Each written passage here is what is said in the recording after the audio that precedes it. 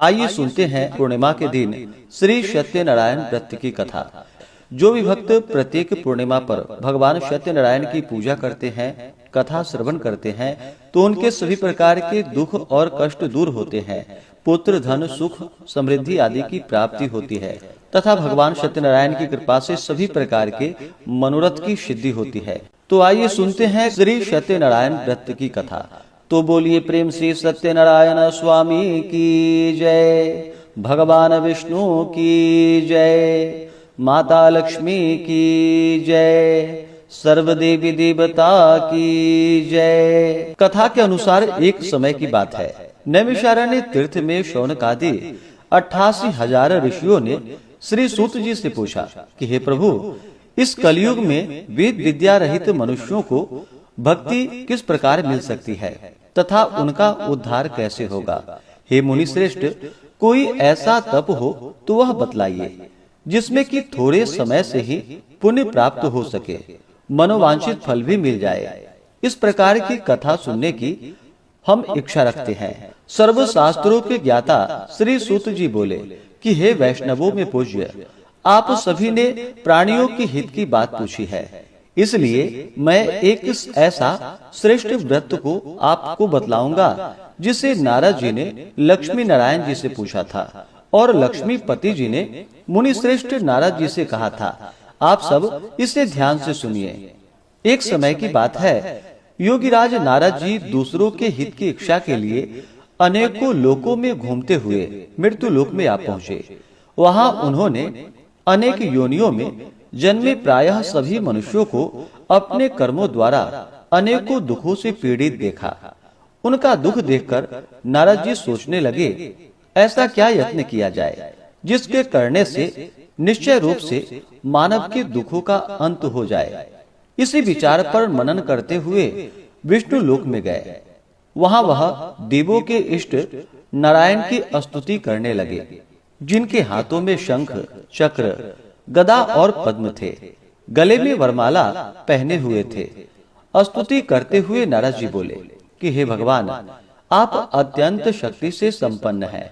मन तथा वाणी भी आपको नहीं पा सकती। आपका आदि, मध्य तथा अंत नहीं है। निर्गुण स्वरूप सृष्टि के कारण भक्तों के दुख को दूर करने वाले हैं। आपको मेरा नमस्कार है। नारद जी की स्तुति सुनकर भगवान विष्णु बोले कि हे मुनि श्रेष्ठ, आपके मन में क्या बात है? आप किस कारण के लिए यहाँ पर पधारे हैं, उसे निसंकोच होकर हमसे कहिए। इस पर नारद मुनि बोले कि मृत्यु लोक में अनेक योनियों में जन्मे मनुष्य अपने कर्मों द्वारा अनेकों दुखों से दुखी हो रहे हैं। हे नाथ, आप मुझ पर दया रखते हैं तो यह बतलाइए कि वो मनुष्य थोड़े प्रयास से ही अपने दुखों से कैसे छुटकारा पा सकते हैं। भगवान श्री हरि बोले कि हे नारद, मनुष्यों की भलाई के लिए तुमने बहुत ही अच्छी बात पूछी है। जिसके करने से मनुष्य मोह से छूट जाता है, वह बात मैं तुमसे कहता हूँ, उसे सुनो। स्वर्ग लोक व मृत्यु लोक दोनों में एक दुर्लभ उत्तम व्रत है जो पुण्य को देने वाला है। आज प्रेमवश होकर मैं तुमसे वही कहता हूँ। यह व्रत श्री सत्यनारायण भगवान का व्रत है। अच्छी तरह विधान पूर्वक करके मनुष्य तुरंत ही यहाँ सुख को भोग कर मरने पर मोक्ष को पाता है।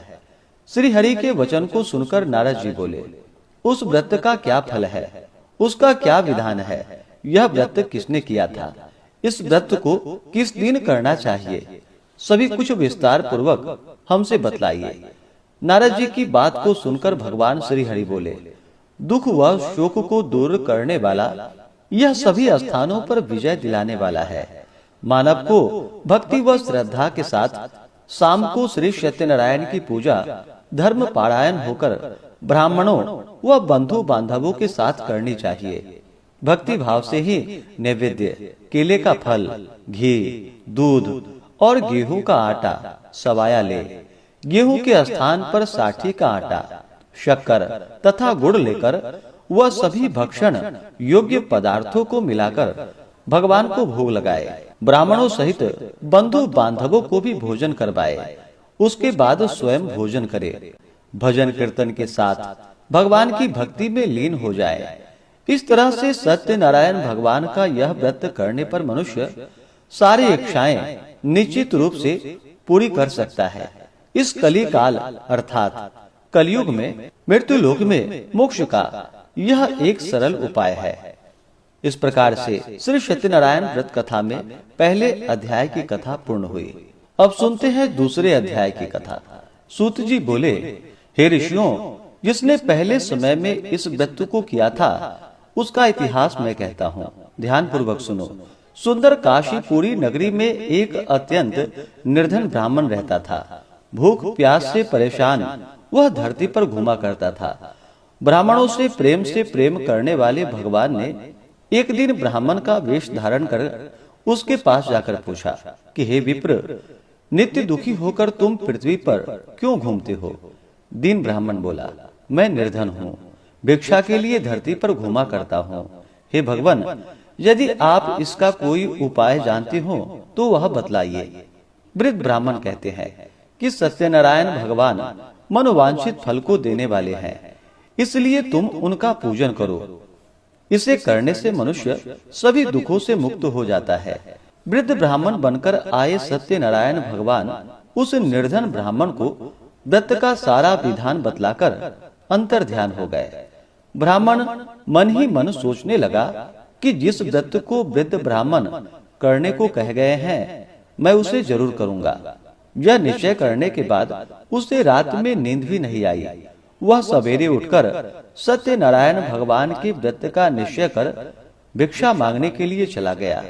उस दिन निर्धन ब्राह्मण को भिक्षा में बहुत सारा धन मिला, जिससे उसने बंधु बांधवों के साथ मिलकर श्री सत्यनारायण भगवान का व्रत संपन्न किया।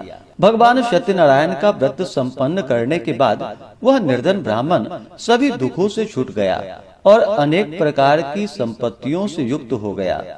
उसी समय से यह ब्राह्मण हर माह इस व्रत को करने लगा। इस तरह से सत्यनारायण भगवान के व्रत को जो मनुष्य करेगा वह सभी प्रकार के पापों से छूटकर मोक्ष को प्राप्त हो जाएगा। सूत जी बोले कि इस तरह से नारद जी से नारायण जी का कहा हुआ श्री सत्यनारायण व्रत को मैंने तुमसे कहा है। हे विप्रो, अब मैं क्या कहूँ? ऋषि बोले कि हे मुनिवर, संसार में उस विप्र से सुनकर और किस किस ने इस व्रत को किया, हम सब इस बात को सुनना चाहते हैं। इसके लिए हमारे मन में श्रद्धा और भक्ति भाव है। श्री सूत जी बोले कि हे मुनियों, जिसने इस व्रत को किया है वह सब सुनो। एक समय वही विप्र धन व ऐश्वर्य के अनुसार अपने बंधु बांधवों के साथ इस व्रत को करने को तैयार हुआ। उसी समय एक लकड़ी बेचने वाला बूढ़ा आदमी आया और लकड़ियां बाहर रखकर अंदर ब्राह्मण के घर में गया। प्यास से दुखी वह लकड़हारा उनको व्रत करते हुए देखकर विप्र को नमस्कार कर पूछने लगा कि आप यह क्या कर रहे हैं तथा इसके करने से क्या फल मिलेगा, कृपा कर मुझे भी बतलाइए। ब्राह्मण ने कहा कि यह सब मनोकामनाओं को पूरा करने वाला भगवान सत्यनारायण का व्रत है। इसकी कृपा से ही मेरे घर में धन धान्य आदि की वृद्धि हुई है। विप्र से सत्यनारायण व्रत के बारे में जानकर लकड़हारा बहुत प्रसन्न हुआ और चन्नामृत लेकर वह प्रसाद खाने के बाद वह अपने घर गया।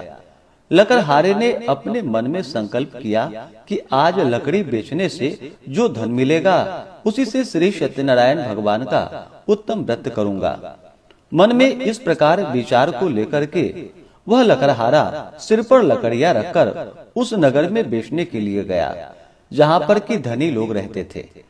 उस नगर में उसे अपनी लकड़ियों का दाम पहले से 4 गुना अधिक मिला।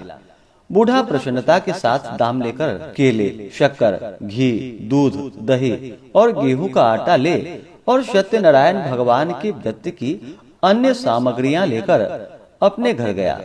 वहां उसने अपने बंधु बांधवों को बुलाकर विधि विधान से सत्यनारायण भगवान का पूजन और व्रत किया। इस व्रत के प्रभाव से वह बूढ़ा लकड़हारा धन पुत्र आदि से युक्त होकर संसार के समस्त सुख भोग कर अंत काल में वैकुंठ धाम को चला गया। इस प्रकार से श्री सत्यनारायण व्रत कथा में दूसरे अध्याय की कथा पूर्ण हुई। तो बोलिए प्रेम से श्री सत्यनारायण भगवान की जय। अब सुनते हैं तीसरे अध्याय की कथा। श्री सूत जी बोले कि हे श्रेष्ठ मुनियों, अब आगे की कथा कहता हूँ। पहले समय में उल्कामुख नाम का एक बुद्धिमान राजा था। वह सत्य वक्ता और जितेंद्रिय था। प्रतिदिन देव स्थानों पर जाता और निर्धनों को धन देकर उनके कष्ट दूर करता था। उसकी पत्नी कमल के समान मुख वाली तथा सती साध्वी थी। भद्रशिला नदी के तट पर उन दोनों ने श्री सत्यनारायण भगवान का व्रत किया। उसी समय साधु नाम का एक वैश्य आया। उसके पास व्यापार करने के लिए बहुत सा धन भी था। राजा को व्रत करते हुए देखकर वह विनय के साथ पूछने लगा कि हे राजन, भक्ति भाव से पूर्ण होकर आप यह क्या कर रहे हैं? मैं सुनने की इच्छा रखता हूँ, आप मुझे बतलाइए। राजा बोला कि हे साधु, अपने बंधु बांधवों के साथ पुत्रादि की प्राप्ति के लिए एक महाशक्तिमान श्री सत्यनारायण भगवान का व्रत व पूजन कर रहा हूँ। राजा के वचन को सुनकर साधु आदर से बोला कि हे राजन, मुझे इस व्रत का सारा विधान कहिए। आपके कथानुसार मैं भी इस व्रत को करूँगा। मेरी भी संतान नहीं है और इस व्रत को करने से निश्चित रूप से मुझे संतान की प्राप्ति होगी। राजा से व्रत का सारा विधान सुनकर व्यापार से निवृत्त हो वह अपने घर को गया। साधु वैश्य ने अपनी पत्नी को संतान देने वाले इस व्रत का वर्णन कह सुनाया और कहा कि जब मेरी संतान होगी तब मैं इस व्रत को करूंगा। साधु ने इस तरह के वचन अपनी पत्नी लीलावती से कहे। एक दिन लीलावती पति के साथ आनंदित हो सांसारिक धर्म में प्रवृत्त होकर सत्यनारायण भगवान की कृपा से गर्भवती हो गई। 10वें महीने में उसके गर्भ से एक सुंदर कन्या ने जन्म लिया। दिनों दिन वह ऐसे बढ़ने लगी जैसे कि शुक्ल पक्ष की चंद्रमा बढ़ता हो। माता पिता ने अपनी कन्या का नाम कलावती रखा। एक दिन लीलावती ने मीठे शब्दों में अपने पति को याद दिलाया कि आपने सत्यनारायण भगवान के जिस व्रत को करने का संकल्प लिया था उसे करने का समय आ गया है। आप इस व्रत को करिए। साधु बोला कि हे प्रिय, इस व्रत को मैं उसके विवाह पर करूंगा। इस प्रकार अपनी पत्नी को आश्वासन देकर वह नगर को चला गया। कलावती पिता के घर में रहकर वृद्धि को प्राप्त हो गई। साधु ने एक बार नगर में अपनी कन्या को सखियों के साथ देखा तो तुरंत ही दूत को बुलाया और कहा कि मेरी कन्या के योग्य वर देखकर आओ। साधु की बात सुनकर दूत कंचन नगर में पहुंचा और वहां देखभाल कर लड़की के लिए सुयोग्य वणिक पुत्र को ले आया। सुयोग्य लड़के को देख साधु ने बंधु बांधवों को बुलाकर अपनी पुत्री का विवाह कर दिया। लेकिन दुर्भाग्य की बात यह थी कि साधु ने अभी भी श्री सत्यनारायण भगवान का व्रत नहीं किया। इस पर श्री सत्यनारायण भगवान क्रोधित हो गए और श्राप दे दिया कि साधु को अत्यधिक दुख मिले। अपने कार्य में कुशल साधु बनिया जमाई को लेकर समुद्र के पास स्थित होकर रत्नासारपुर नगर को गया। वहां जाकर दामाद ससुर दोनों मिलकर चंद्रकेतु राजा के नगर में व्यापार करने लगे। एक दिन सत्यनारायण भगवान की माया से एक चोर राजा का धन चुराकर भाग रहा था। उसने राजा के सिपाहियों को अपना पीछा करते हुए देख चुराया हुआ धन वहां रख दिया जहां पर कि साधु अपने जमाई के साथ ठहरा हुआ था। राजा के सिपाहियों ने साधु वैश्य के पास राजा का धन पड़ा देखा तो वह ससुर जमाई दोनों को बांधकर प्रसन्नता से राजा के पास ले गया और कहा कि उन दोनों चोरों को हम पकड़ कर लाए हैं, आप आगे की कार्रवाई की आज्ञा दें। राजा की आज्ञा से उन दोनों को कठिन कारावास में डाल दिया गया और उसका सारा धन भी उससे छीन लिया गया। श्री सत्यनारायण भगवान के श्राप से साधु की पत्नी भी बहुत दुखी हुई। घर में जो धन रखा था उसे चोर चुरा कर ले गए। शारीरिक तथा मानसिक पीड़ा व भूख से प्यास से अति दुखित हो अन्न की चिंता में कलावती एक ब्राह्मण के घर गई। वहां उसने श्री सत्यनारायण भगवान का व्रत होता देखा, फिर कथा भी सुनी। वह प्रसाद ग्रहण कर रात को घर वापस आई। माता ने कलावती से पूछा कि हे पुत्री, अब तुम कहाँ थी? तेरे मन में क्या है? कलावती ने अपनी माता से कहा कि हे माता, मैंने एक ब्राह्मण के घर में श्री सत्यनारायण भगवान का व्रत देखा है। कन्या के वचन को सुनकर लीलावती भगवान के पूजन के लिए तैयारी करने लगी। लीलावती ने परिवार व अन्य बंधु बांधवों सहित सत्यनारायण भगवान का पूजन किया और उसने वर मांगा कि मेरे पति तथा जमाई शीघ्र घर को आ जाए। साथ ही यह भी प्रार्थना की कि हम सबका अपराध क्षमा करे। श्री सत्यनारायण भगवान इस व्रत से संतुष्ट हो गए और राजा चंद्रकेतु को सपने में दर्शन देकर कहा कि हे राजन, तुम उन दोनों वैश्यों को छोड़ दो और तुमने उनका जो भी धन लिया है उसे वापस कर दो। अगर ऐसा नहीं किया तो मैं तुम्हारा धन राज्य नष्ट कर दूंगा। राजा को यह सब कहकर वह अंतर ध्यान हो गए। प्रातः काल सभा में राजा ने अपना सपना सुनाया, फिर बोला कि वणिक पुत्रों को कैद से मुक्त कर सभा में ले आओ। दोनों ने आते ही राजा को प्रणाम किया। राजा मीठी वाणी में बोला कि हे महानुभावों, भाग्यवश ऐसा कठिन दुख तुम्हें प्राप्त हुआ है, लेकिन अब तुम्हें कोई भय नहीं है। ऐसा कहकर राजा ने उन दोनों को नए वस्त्राभूषण भी पहनाए और जितना उसका धन लिया था उससे 2 गुना धन वापस कर दिया। दोनों वैश्य अपने घर को चले आए। इस प्रकार से श्री सत्यनारायण व्रत कथा में तीसरे अध्याय की कथा पूर्ण हुई। तो बोलिए प्रेम से श्री सत्यनारायण स्वामी की जय। अब सुनते हैं चौथे अध्याय की कथा। श्री सूत जी बोले, वैश्य ने मंगलाचार कर अपनी यात्रा आरंभ की और अपने नगर की ओर चल दिया। उनके थोड़ी दूर जाने पर एक दंडी वेशधारी सत्यनारायण ने उनसे पूछा कि हे साधु, तेरी नाव में क्या है? अभिमानी वणिक हंसता हुआ बोला कि हे दंडी, आप क्यों पूछते हो? क्या धन लेने की इच्छा है? मेरी नाव में तो बेल व पत्ते भरे हुए हैं। वैश्य के कठोर वचन को सुनकर भगवान बोले, तुम्हारा वचन सत्य हो। दंडी ऐसे वचन को कहकर वहां से दूर चले गए। कुछ दूर जाकर समुद्र के किनारे बैठ गए।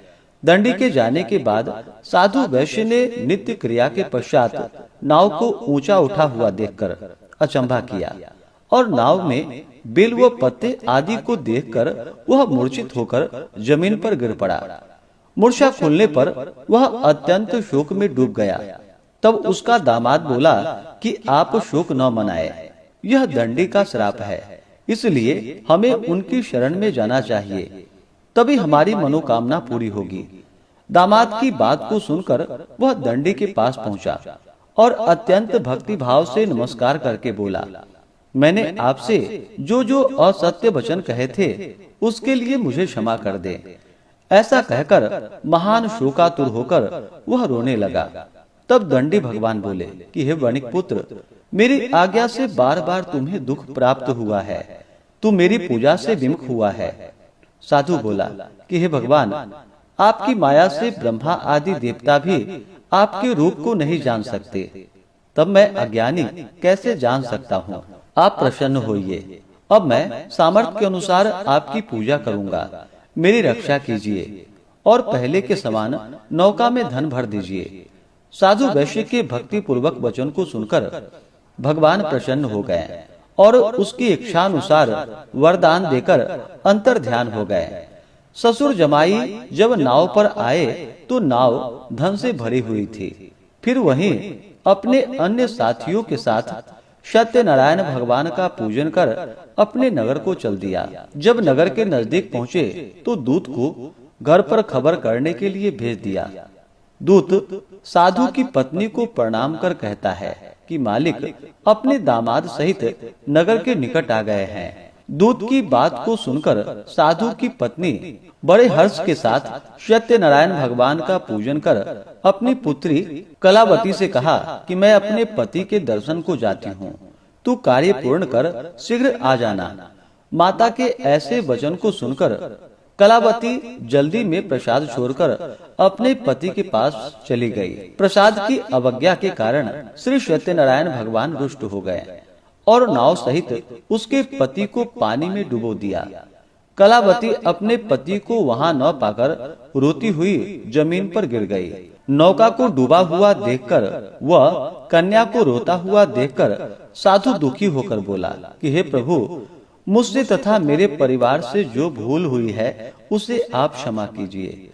साधु के दीन वचन को सुनकर श्री सत्यनारायण भगवान प्रसन्न हो गए और आकाशवाणी हुई कि हे साधु, तेरी कन्या मेरे प्रसाद को छोड़कर आई है, इसलिए उसका पति अदृश्य हो गया है। यदि वह घर जाकर प्रसाद खाकर लौटती है तो उसे उसका पति अवश्य प्राप्त होगा। ऐसी आकाशवाणी को सुनकर कलावती घर पहुंचकर प्रसाद खाती है और फिर अपने पति के दर्शन करती है। इसके बाद साधु अपने बंधु बांधवों सहित श्री सत्यनारायण भगवान का विधि विधान से पूजन करता है और इस लोक का सुख भोग कर अंत में स्वर्ग को जाता है। इस प्रकार से श्री सत्यनारायण व्रत कथा में चौथे अध्याय की कथा पूर्ण हुई। तो बोलिए प्रेम से श्री सत्यनारायण स्वामी की जय। अब सुनते हैं 5वें अध्याय की कथा। सूत जी बोले कि हे ऋषियों, मैं और भी एक कथा सुनाता हूँ, उसे भी ध्यान पूर्वक सुनो। प्रजा पालन में लीन तुंग ध्वज नाम का एक राजा था। उसने भी भगवान का प्रसाद त्याग कर बहुत दुख पाया। एक बार वन में जाकर वन्य के पशुओं को मारकर वह बड़ के पेड़ के नीचे आया। वहां उसने ग्वालों को भक्ति भाव से अपने बंधुओं सहित सत्यनारायण भगवान का पूजन करते हुए देखा। अभिमानवश राजा ने उन्हें देखकर भी पूजा स्थान में नहीं गया और न ही उसने भगवान को नमस्कार ही किया। ग्वालों ने राजा को प्रसाद दिया, लेकिन उसने वह प्रसाद नहीं खाया और प्रसाद को वहीं पर छोड़कर अपने नगर को चला गया। जब वह नगर में पहुंचा तो वहां सब कुछ तहस नहस हुआ पाया, तो वह शीघ्र ही समझ गया कि यह सब भगवान ने ही किया है। वह दोबारा ग्वालों के पास पहुंचा और विधि पूर्वक पूजा करके प्रसाद खाया तो सत्यनारायण भगवान की कृपा से सब कुछ पहले जैसा हो गया और दीर्घ काल तक सुख भोगने के बाद मरणोपरांत उसे स्वर्ग की प्राप्ति हुई। जो मनुष्य परम दुर्लभ इस व्रत को करेगा तो भगवान सत्यनारायण की अनुकंपा से उसे धन धान्य की प्राप्ति होगी। निर्धन धनी हो जाता है और भय मुक्त हो जीवन जीता है। संतानहीन मनुष्य को संतान सुख प्राप्त होता है और सारे मनोरथ पूर्ण होने पर मानव अंत काल में वैकुंठ धाम को जाता है। श्री सूत जी बोले, जिन्होंने पहले इस व्रत को किया है अब उनके दूसरे जन्म की कथा कहता हूँ। वृद्ध सतानंद ब्राह्मण ने सुदामा का जन्म लेकर मोक्ष की प्राप्ति की। लकड़हारे ने अगले जन्म में निषाद बनकर मोक्ष को प्राप्त किया। उल्का मुख नाम का राजा दशरथ होकर वैकुंठ को गए। साधु नाम के वैश्य ने मोर ध्वज बनकर अपने पुत्र को आरे से चीरकर मोक्ष पाया।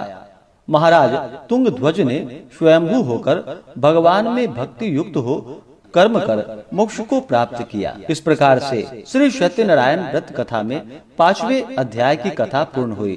तो बोलिए प्रेम से श्री सत्यनारायण स्वामी की जय। भगवान विष्णु की जय। माता लक्ष्मी की जय। इसी प्रकार से जो भी भक्त सच्ची श्रद्धा के साथ भगवान सत्यनारायण की पूजा करते हैं, कथा श्रवण करते हैं, तो भगवान सत्यनारायण की कृपा से उनके सभी प्रकार के दुख और कष्ट दूर हो जाते हैं तथा सभी प्रकार के मनोरथ की सिद्धि होती है और अंत में भगवान के धाम की प्राप्ति होती है।